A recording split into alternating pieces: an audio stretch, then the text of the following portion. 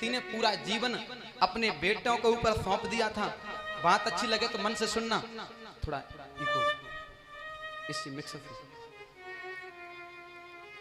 और जब बाप मेहताई बूढ़े हो गए तो बोले हम अपने बेटे के पास में चल के रहेंगे शहर में, डॉक्टर नहीं हो गए।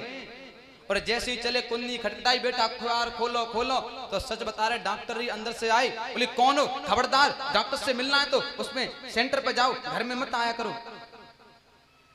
बड़े बूढ़े बाबा बोले अपनी पत्नी से, सुन अब बताना मत, बेइज्जती हो गई है, बेटा को आने दे घर पे तभी हम कुछ कहेंगे।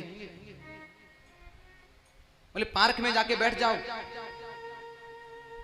आज बड़े बूढ़े बाबा ने एक पौधा पकड़ा और कहा देख रही इस पौधे को कितना बड़ा हो गया है। ऐसे ही एक दिन एक पौधा मैंने लगाया था, जल मैंने दिया था, और आज उसकी छाया फल कोई और ले रहा है। पुत्र घर पे आया तो देखा बाप मेहताई घर पे हैं, तो आज बड़े प्रेम से रखा 2-4 दिन।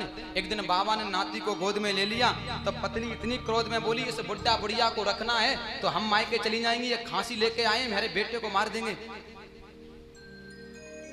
तो सच बता रहे उसके लड़के ने एक कम्बल निकाला और कम्बल को जैसे ही अपने पिताजी के कंधे पर डाला, बोले पिताजी अब जैसे रहो तैसे गांव में ही रहियो, अब यहाँ हमारी पत्नी फिर छोड़ के चली जाएगी। माँ बोली बेटा हम दूर रह लेंगे, तू खुश रहे बस।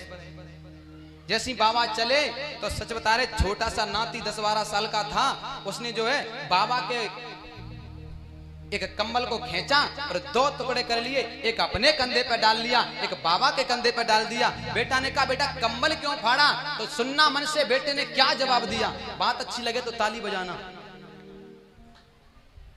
बेटे ने कहा कि पिताजी आज मेरे बाबा बूढ़े हो रहे हैं तो उन्हें कंबल की आवश्यकता पड़ रही है, कल आप बूढ़े होंगे तो जब हमारी बहू आएगी, जब जैसे आपकी बहू हमारे बाबा को घर से बाहर निकाल रही है, हमारी बहू भी आपको घर से बाहर निकालेगी, तब हम कंबल कहां से लेके आएंगे, इसलिए अभी से व्यवस्था कर ली है।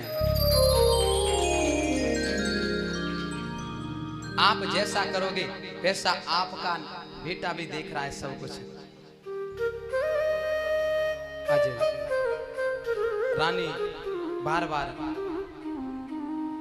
कहती है नहीं मत जाओ, लेकिन आज रोहित नहीं माना और जैसे इतने प्रेम से चला तो मानो जो है प्रेम भी जो है जल्दी ही बरसने वाला है। आज जंगल में चलने लगा, इधर मैया बुरी तरह रो रही है।